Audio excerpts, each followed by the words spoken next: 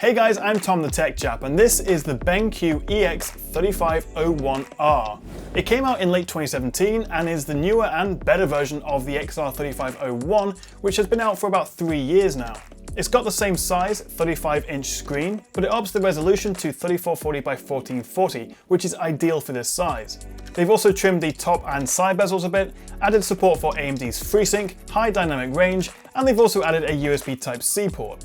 Although on the downside, the refresh rate has been dropped from 144 to 100 Hz, but it's still pretty good.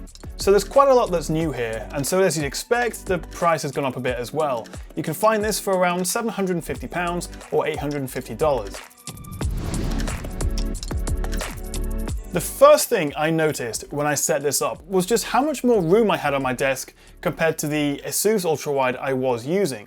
Considering its massive 35-inch screen, it actually has quite a slim, low-profile stand, which means it doesn't take up that much room on my desk. I also like that it comes fully assembled. You can just pick it out of the box and plonk it on your desk. And there's also a handy cutout for your cables in the stand, which keeps them tidy and hidden away. I think it's a really smart looking monitor, with a plastic grey and black rear and a chrome-covered stand. I like it. It's not the most flexible though. You can tilt it and adjust the height, but that's as high as it goes. So I found I actually had to lower my chair a bit so I was sat in line with the screen.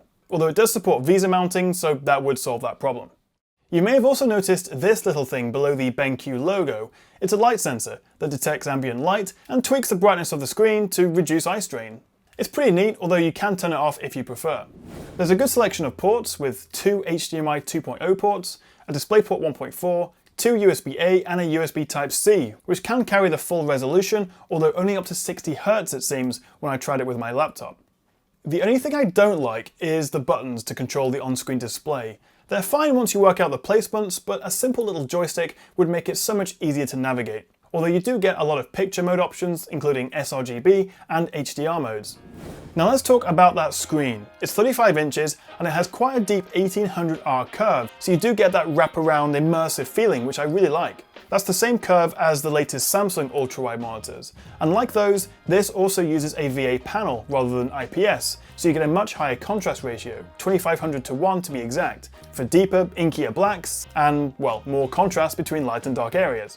However, unlike the Samsungs, it doesn't use their fancy quantum dot technology to boost brightness. So we're looking at just 300 nits on this BenQ, which is fine, that's not a major issue, except it's not really bright enough to offer a great HDR experience, which is one of its selling points. So like the vast majority of HDR monitors at the moment, yes it does support it, so you can watch HDR Netflix movies through the Microsoft Edge browser and play games like Battlefield 1, Call of Duty World War II and Mass Effect Andromeda in high dynamic range. But it won't be a night and day difference. You'll see a little bump in the vibrancy of colours, brightness and, well, obviously dynamic range, which I do still think is an improvement and a nice feature to have, but this is an 8-bit panel with 300 nits of brightness, so it's not true HDR. But overall, it's a nice to have rather than an essential feature. Now the downsides of a VA panel like this traditionally are less accurate colours and more ghosting with higher response times, but neither are problems here. It's got a 4 millisecond grey-to-grey response time, and colour accuracy is very good, covering 100% of the sRGB and 83% of the Adobe RGB colour gamut. So as well as playing games, I happily watch movies and edit videos on this monitor. Although of course, unless you're watching 21:9 movies and videos, you are going to get pillar boxing on the side. We also get a 100 Hz refresh rate and AMD FreeSync, the latter of which helps reduce screen tearing in games and is of course only useful if you've got an AMD graphics card. I don't at the moment, so G-Sync would have been better for me, although that would have certainly upped the price. So the lack of G-Sync and the price may put some people off, but overall I think it's a great ultra-wide gaming monitor. HDR is still a bit gimmicky when it comes to PC gaming, but as I say, it's a nice to have, and in games that support it, it does make them look better. FreeSync will also be useless to anyone with an Nvidia graphics card, but aside from that, it's a great all-round monitor. And I'm really glad BenQ upped the resolution to 1440p, as 1080p at 35 inches is just not sharp enough, and the addition of USB-C makes it a good option as a second screen for your laptop. So right now, as I film this, it costs £784 on Amazon. I've put links in the description, so it's not cheap, but I think it's decent value given the features you get and the quality of that screen.